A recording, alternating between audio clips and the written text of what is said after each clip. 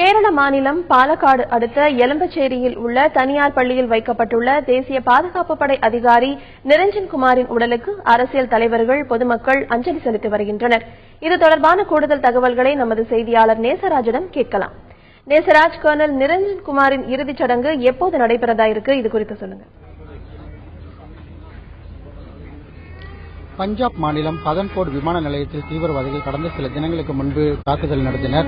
இந்த தாக்குதலின் போது அங்கு வெடிகுண்டை செயலிழக்க செய்யும் பொழுது கர்னல் நிரஞ்சன் குமார் அவர் வீர மரணம் அடைந்துள்ளார். இதனையடுத்து அவரது உடல் பெங்களூர் PL மைதானத்தில் பொதுமக்கள் அஞ்சலி வைக்கப்பட்டது.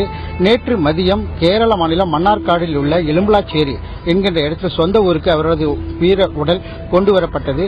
தற்போது ALC பள்ளியில் அவருடைய உடலை வைத்திருக்காங்க. இதுல பொதுமக்கள், அரசியல் பிரமுகர்கள் மற்றும் எல்லாரும் அஞ்சலி செலுத்திட்டு வராங்க. குறிப்பாக இவருடைய இறுதி சடங்கு 11 மணிக்கு நடக்கும் என தெரிவிக்கப்பட்டுள்ளது. அதே போல நிரஞ்சன் குமாருடைய உறவினர்களும் அஞ்சலி செலுத்திட்டு வர்றாங்க. அதே போல இங்க 500க்கும் மேற்பட்ட ராணுவ வீரர்கள் வந்திருக்காங்க. குறிப்பா இங்க பாத்தீங்கன்னா நம்மளே பார்க்கலாம், இதுக்கு பின்னாடி தான் அந்த அஞ்சலி செலுத்திட்டு வர்றாங்க.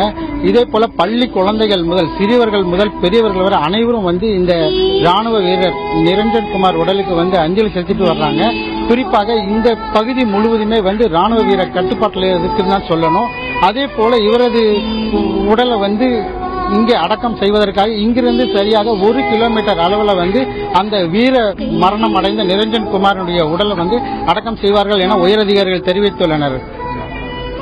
இதுவரை யார் யாரெல்லாம் அஞ்சலி செலுத்தியுள்ளார்கள், அது குறித்த தகவல்கள் இருக்கா?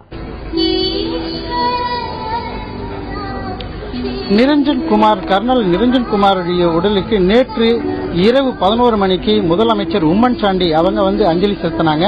அதே போல சுற்றுலாத்துறை அமைச்சர் அனில்குமார் அவங்களும் அஞ்சலி செலுத்தியிருக்காங்க. அதே போல இன்னும் சற்று நேரத்தில் ஒரு 1/2 மணி நேரத்தில் ஹோம் மினிஸ்டர் ரமேஷ் சென்னிதாலா வரதா இருக்காங்க.